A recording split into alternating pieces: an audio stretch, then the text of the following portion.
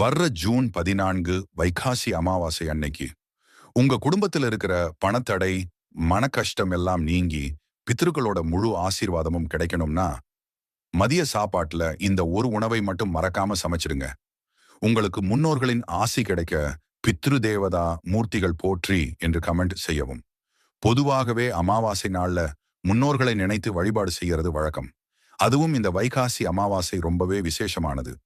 இந்நாளில் நம்ம செய்யற சின்ன சின்ன விஷயங்கள் கூட நம் தலைமுறையே காக்கும், பித்ருதோஷத்தை நீக்கும். முன்னோர்களின் ஆசியை அள்ளித்தரக்கூடிய அந்த மிக முக்கியமான உணவு வாழைக்காய். அன்னைக்கு நீங்க செய்யற மதிய சாப்பாட்டுல கண்டிப்பா வாழைக்காய் பொரியலோ, வறுவலோ அல்லது கூட்டோ கண்டிப்பா இடம்பெறணும். அதோட சேர்த்து அன்னைக்கு காலையில பசு மாட்டுக்கு அகத்திக்கீரையும் வாழைப்பழமும் கொடுக்கிறது உங்க கர்ம வினைகளை நீக்கி வீட்ல லட்சுமி கடாட்சத்தை அள்ளித்தரும். மறக்காம ஜூன் 14 அன்னைக்கு உங்க முன்னோர்களை மனசார நினைச்சு இந்த வழிபாட்டை செய்யுங்க. தடைகள் எல்லாம் பனி போல விலகும். இந்த பயனுள்ள ஆன்மீக தகவல் உங்க நெருங்கியவர்களுக்கும் போய் சேர உடனே இந்த வீடியோவை ஷேர் பண்ணிட்டு நம்ம பக்கத்தை ஃபாலோ பண்ணிக்கோங்க.